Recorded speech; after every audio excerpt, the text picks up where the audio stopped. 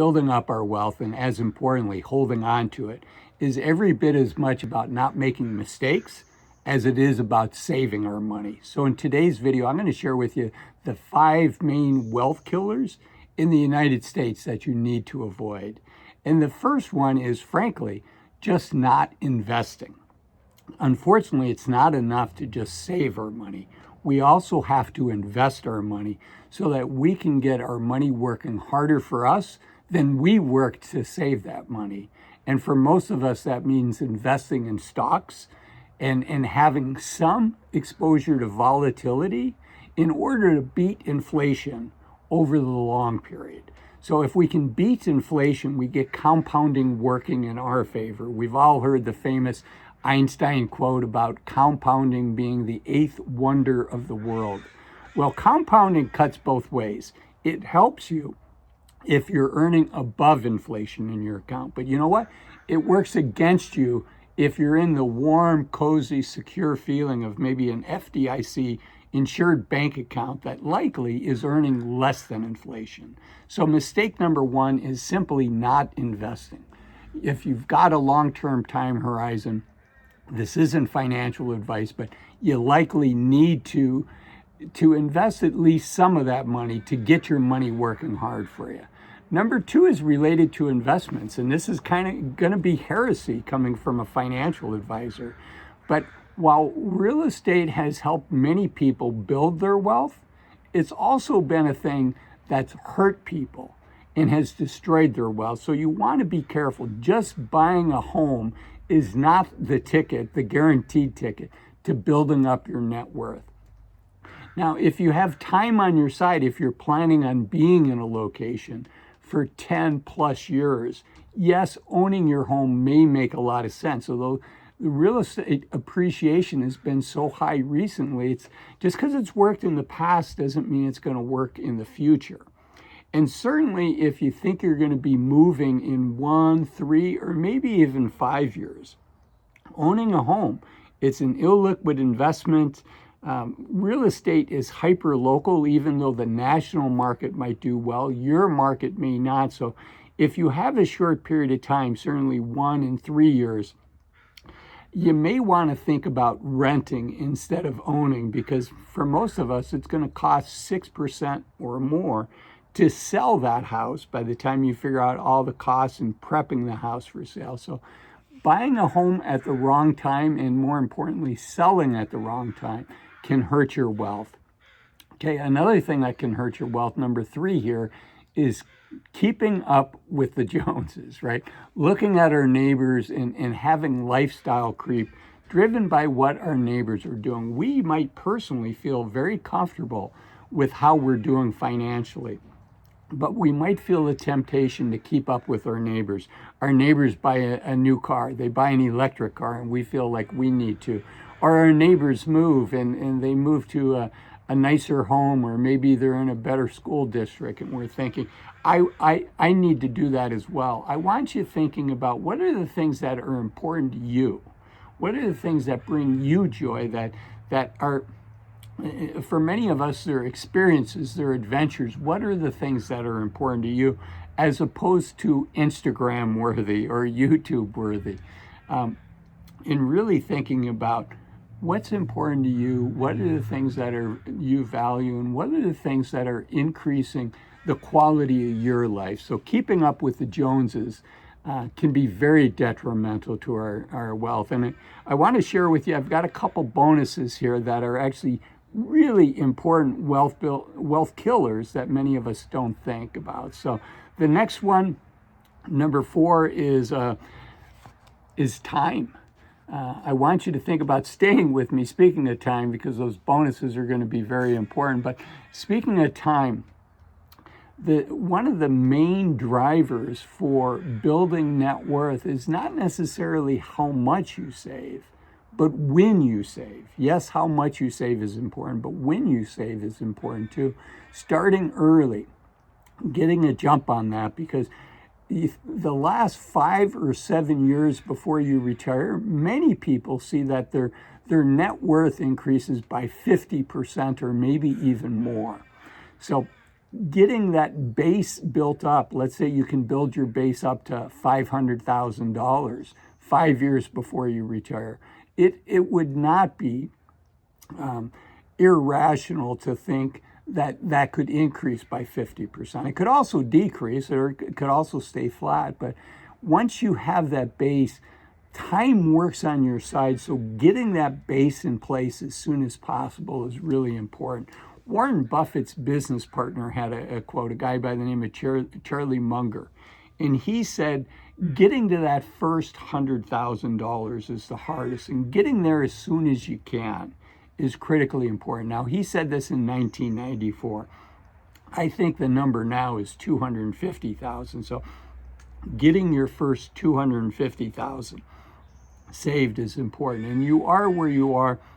If you've saved that, great. If you haven't saved that, it's aspirational.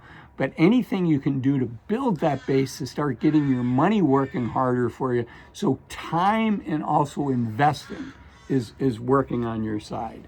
Okay, the one of the biggest, this is not the bonus yet, but one of the biggest wealth killers is becoming what I call a forced seller in a down market. And what I mean by that is maybe you need the money for some reason. Maybe you've got college tuition coming up for the kids, and you haven't saved that money in a 529 account or a tax advantaged account, and you need to take that out of your savings.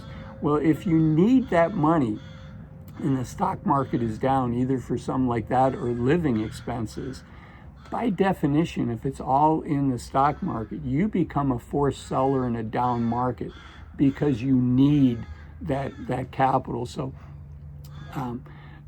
that's one way. But another way, many of us, and frankly, in our 30s and 40s, much more likely the way we become a forced seller in a down market, or our 50s and 60s before we retire, is just the pain of a market correction, the market being down 20, 30, 40%.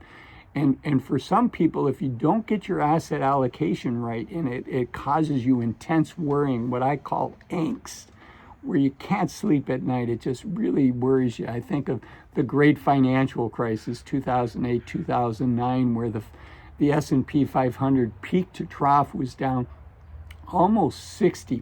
I mean, that's extremely painful. I lived through that. I know that's painful. Or COVID more recently. In 2020, the market reached its high, I believe it was February 19th. And over the next 4 weeks, it was the fastest drop of the S&P 500 in its history. It was down over 33% over a 4-week period.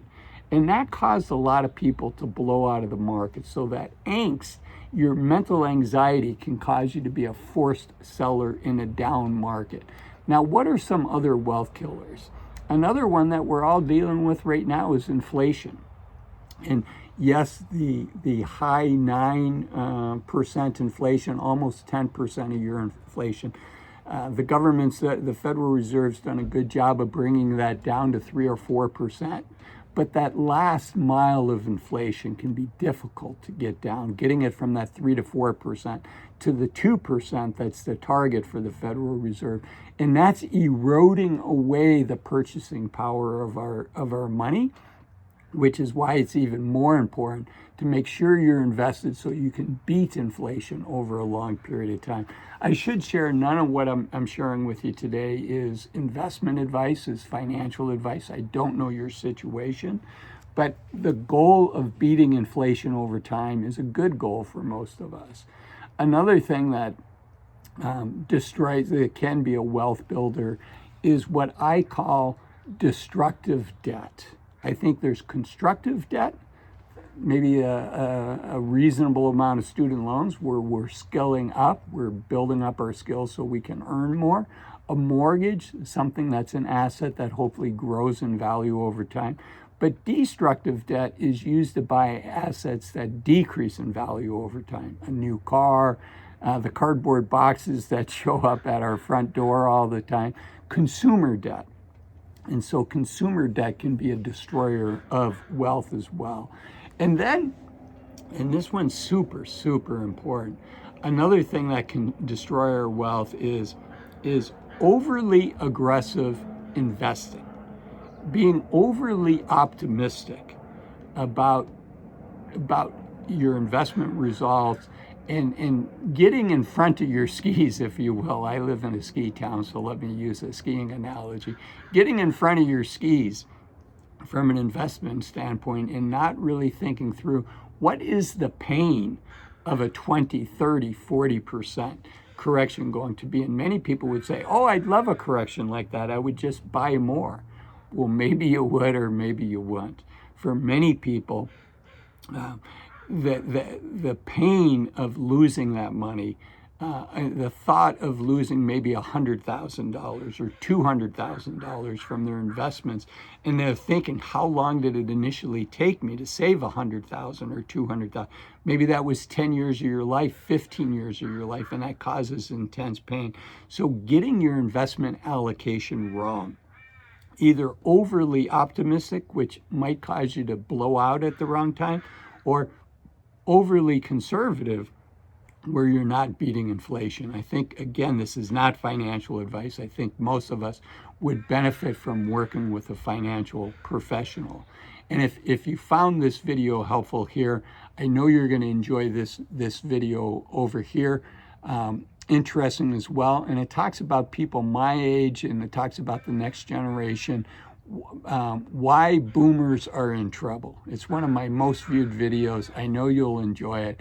Thanks for watching this one. Be sure to watch why boomers are in trouble, the things that the challenges that they've encountered that maybe these wealth killers impacted them. So I'll see you in that video. Bye-bye.